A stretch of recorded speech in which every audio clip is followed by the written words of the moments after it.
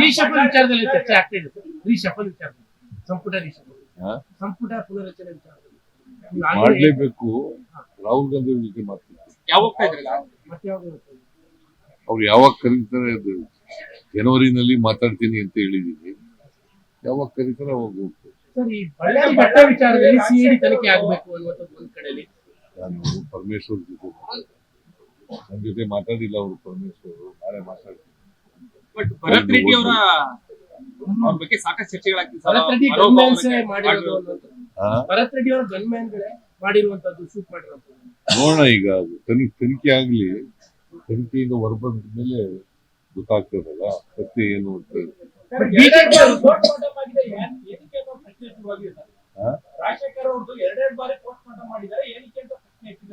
ಗೊತ್ತಿಲ್ಲ ನನಗೆ. ಪೊಲೀಸ್ನವರು ಮಾಡ್ತಾ ಇದ್ದಾರೆ, ಸಿಟ್ಟಿಂಗ್ ನ್ಯಾಯಾಧೀಶರಿಂದ ತನಿಖೆ ಆಗ್ಬೇಕು ಅನ್ನೋದು ಬಿಜೆಪಿ ಒತ್ತಾಯ.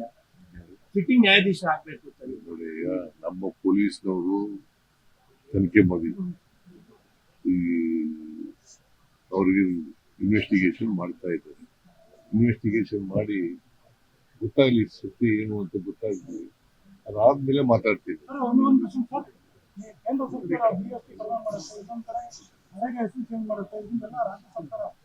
ರಾಜ್ಯ ಸರ್ಕಾರಕ್ಕೆ ದೊಡ್ಡ ಅನ್ಯಾಯ ಆಗ್ತಾ ಇದೆ.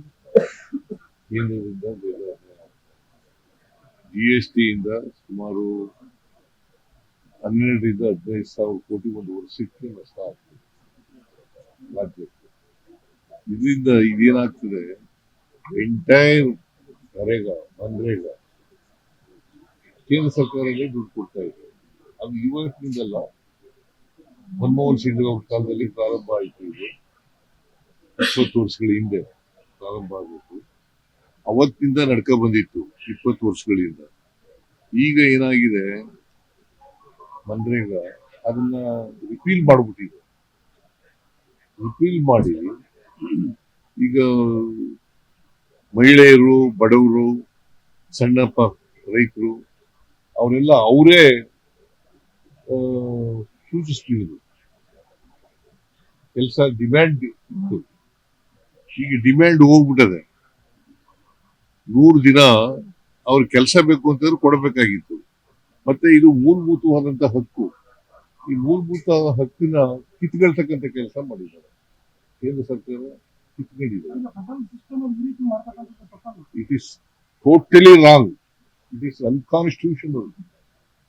Totally wrong. ಇದರಿಂದ ಏನಾಗಿದೆ, ರಾಜ್ಯಕ್ಕೆ ಎಷ್ಟು ದೊಡ್ಡ ನಷ್ಟ ಆಗುತ್ತದೆ ಅಂತಂದ್ರೆ, ಇನ್ನು ಮುಂದೆ ಈಗ ಮಾಡಿರ್ತಕ್ಕಂಥ ಎಂತದ್ದು Ramji Viksit Bharat guarantee for Rozgar. Guarantee for Rozgar. ಅದು ರಾಮ್ಜಿ ಅಂತಂದ್ರೆ ರಾಮನ ಹೆಸರಲ್ಲ. Guarantee for Rozgar mission Gramin ಅಂತ ಇದೆ. ಸೊ ಈ ಕಾನೂನನ್ನ ಮಾಡಿ ಆ ಕಾನೂನನ್ನ ಮನ್ರೇಗಾ ಕಾನೂನನ್ನ ಬದಲಾಯಿಸಿದ್ದಾರೆ. ಇದರಿಂದ ಏನಾಗುತ್ತೆ, 40% ರಾಜ್ಯ ಸರ್ಕಾರ ಕೊಡಬೇಕು, ಕೇಂದ್ರ ಸರ್ಕಾರ 60% ಕೊಡಬೇಕು ಅಂತ ಮಾಡಿದ್ದಾರೆ. ಈಗ ಅಂದ್ರೆ 40% ಅಂದ್ರೆ ಸುಮಾರು 3,000 ಕೋಟಿ ರೂಪಾಯಿ ರಾಜ್ಯ ಸರ್ಕಾರದ ಮೇಲೆ ಹೊರೆ ಬೀಳುತ್ತೆ. 3,000 ಕೋಟಿ. ಇದು ಯಾರ ಕಾರ್ಯಕ್ರಮ? ಇದು ಕಾರ್ಮಿಕರು, ಬಡವರು, ದಲಿತರು, ಹಿಂದುಳಿದವರು, ಅಲ್ಪಸಂಖ್ಯಾತರು, ಸಣ್ಣ ರೈತರು, ಇವ್ರ ಕಾರ್ಯಕ್ರಮ. ಇವ್ರ ನಾಶ ಮಾಡಕ್ ಕೊಟ್ಟಿದ್ದಾರೆ. ಸರ್, ಗಮನಕ್ಕೊಂದು ವಿಚಾರ ಇಲ್ಲಿ, ಮೈಸೂರು ಹುಲಿಗಳ ಕಾಟ ಜಾಸ್ತಿ ಆಗಿದೆ.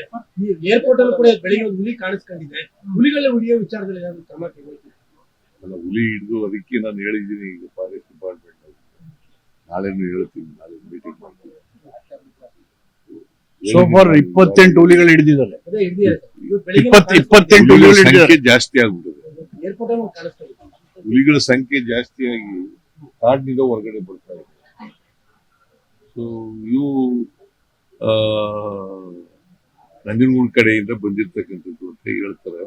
ಅದಕ್ಕೆ ಇಲ್ಲಿ ಕೂಡ್ಲೆ ಅದನ್ನ ಹಿಡ್ದಾಕಿ ಅಂತ ಹೇಳಿದ್ರು. ಫಾರ್ಮಿಂಗ್ ಆಪರೇಷನ್ ಮಾಡ್ತಾ ಇದ್ದಾರೆ, ಕೂಂಬಿಂಗ್ ಎಲ್ಲ ಮಾಡಕ್ ಶುರು ಮಾಡಿದ್ದಾರೆ. ಇಲ್ಲಿ ಒಂದು ಹುಲಿ ಈ ಕಡೆ ಬಂದಿದೆಯಂತೆ, ಇನ್ನೊಂದು ಹುಲಿ